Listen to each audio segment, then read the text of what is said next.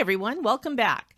Today's video continues my podcast interview with Matt Medeiros on the subject of content marketing.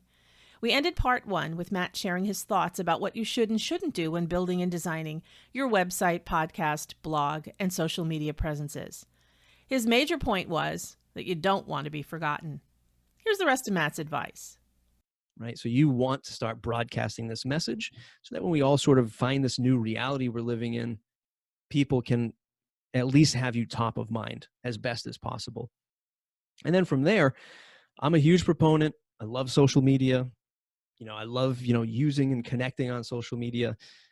But I look at it as, for me anyway, is to just leverage these social media platforms back to my website and get them onto my website, get them consuming my content, and hopefully getting them onto an email list.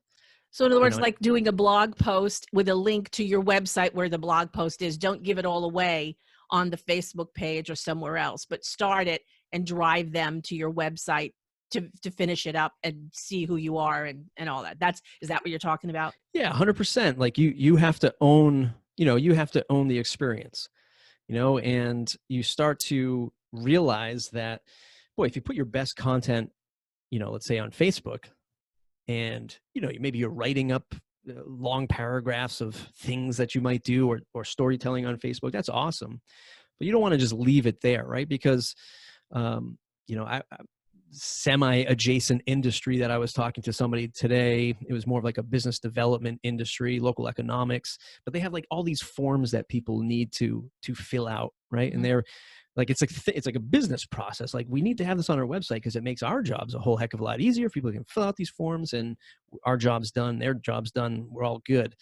You can't do that kind of thing, right, on a Facebook or a Twitter, right? When somebody's in another platform, those things can't be done. That engagement with your brand can't get done. Like, you always have to push somebody somewhere else. So you might as well have your best content on your website so that you can convert, hopefully, customers or leads into customers, right, eventually. So huge proponent on creating your own content, no matter, what you want to use. LinkedIn, Facebook, Twitter, Instagram, blogging, podcasting. It's just to find one that you're really comfortable with and then create a good cadence with it. Podcasting, blogging, whatever it is.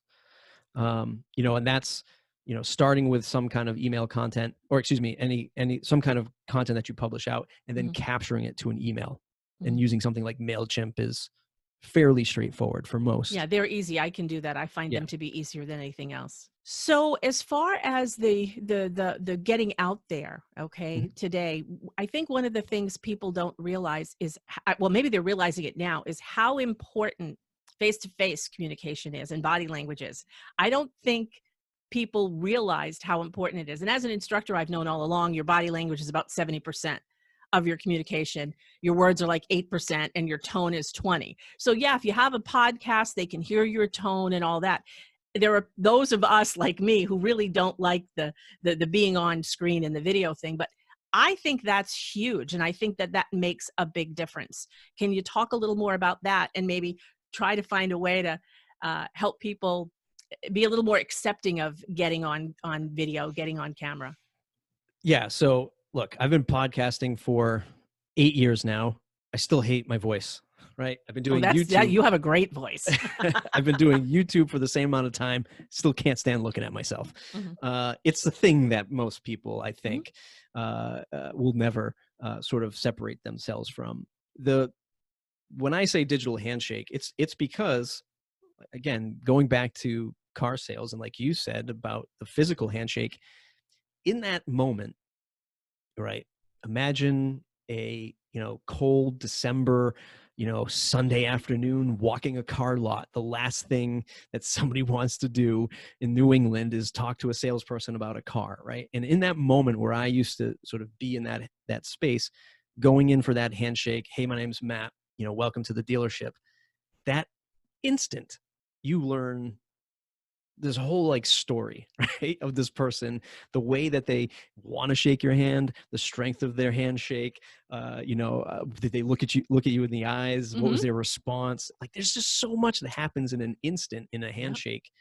And the digital content can help bridge that gap, online, that kind of thing. Look, it takes time to break that mold of uncertainty and not feeling well about doing things online, or about doing like a podcast or a video. I remember when I first started the podcast, I replicated to a T this other podcaster that I listened to, way back, Mhm. in the day. Like I set up everything the way that he did it.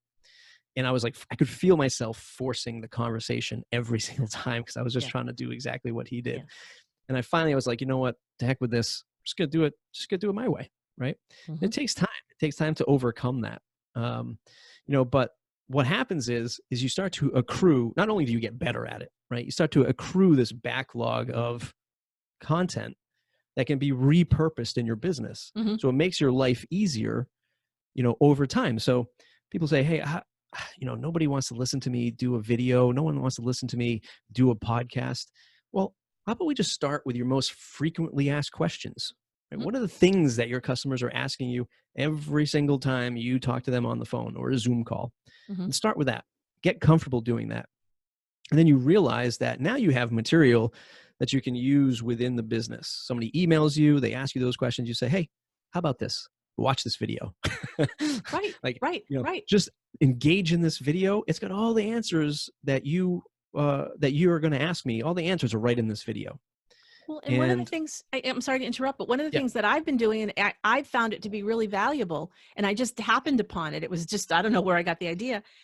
I'll do a podcast and I'll use some of the same information from the podcast on the blog, mhm, and I'll do a short video, okay, on the same topic, because people like to receive their information in different ways.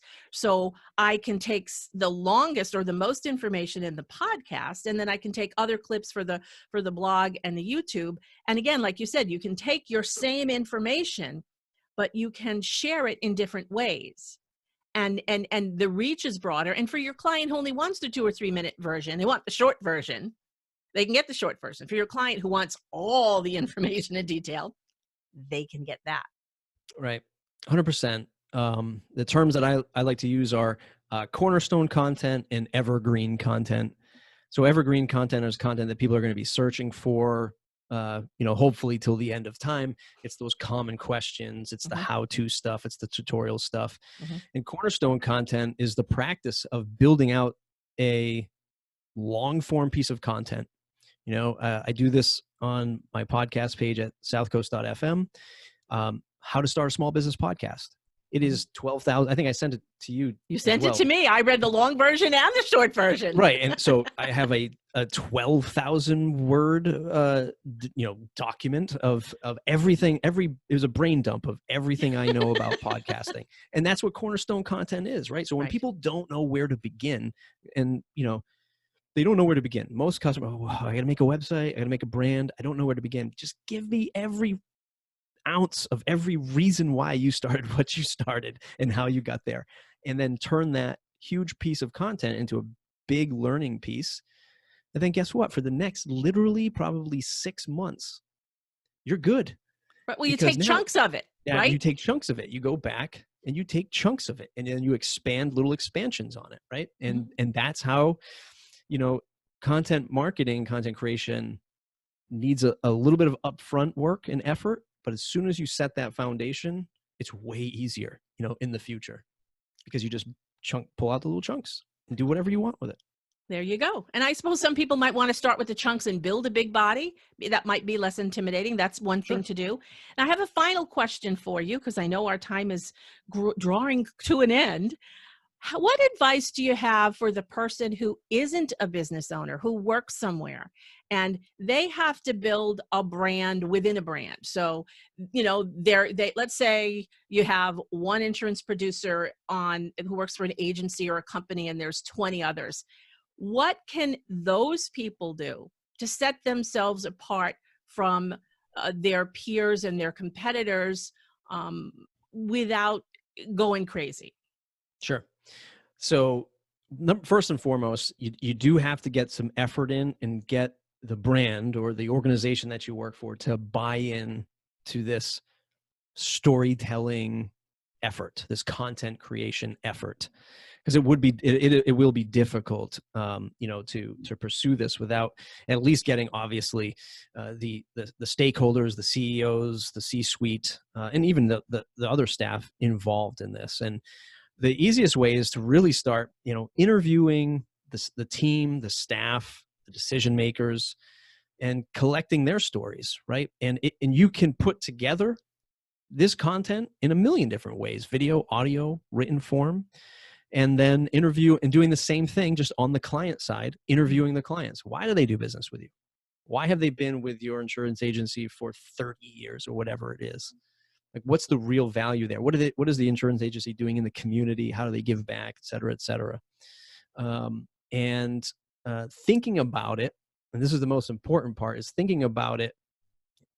This is a little bit in the weeds, but thinking about it as like a campaign, thinking about it as a story arc, right? Give yourself some creative freedom, but also thinking, well, for the next 90 days, I'm going to focus on stories from customers, let's say. And then 90 days after that, I'm going to focus on stories from the staff or for the team, right? And you just think about these larger story arcs, and then you fill it in with all of the content, whether it's a blog, a podcast, Instagram stories, and you kind of just fill it in. You make yourself a content calendar, right, if you will, and just think about it from the broad brushstrokes. And then find one thing that you think you can measure that makes this all successful. So what is it? Is it a newsletter sign up? Is it referral business? Is it a client? Is it more engagement? Is it simply like, this is year one of these efforts? I mean, we know we're not going to sell to everybody just with this first round effort, but did traffic go up to the website 30 times or 3 times, 10 times? Like, what's the one thing you're going to measure every quarter so that you can turn back to the stakeholders and say, look, this is working, right? This is actually, this effort here is working. And you can set those measurable goals. Or even in sales, content in sales is huge. So if you have salespeople in the agency, and you have this backlog of content, I mean, you don't sell everybody on day one as soon as they walk through the door. So if you have these salespeople that are like constantly following up with other people, well, give them some good content that they can hand off to their potential customer, their lead, and say, oh, this is what we give back to the community. This is why people sign with us and stay with us for 30 years.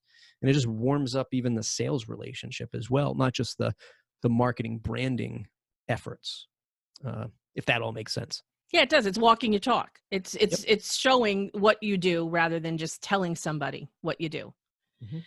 So thank you so much for joining me. Why don't you tell people where they can find you, how they can find you, and anything else that you want to finish up with? Yeah, I mean, for anybody who's in the South Coast, Massachusetts region, I run a podcast called the We Are Here podcast, and you can find it at southcoast.fm.